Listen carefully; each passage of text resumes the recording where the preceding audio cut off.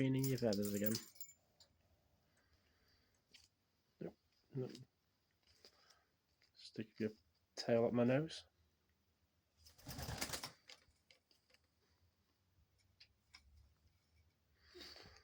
Hey. You spin your head right around 360 degrees. It's so incredible.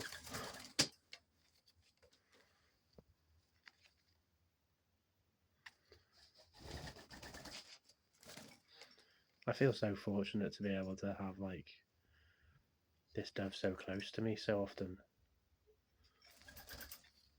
To be able to watch like such intricate feather preening so close is really something.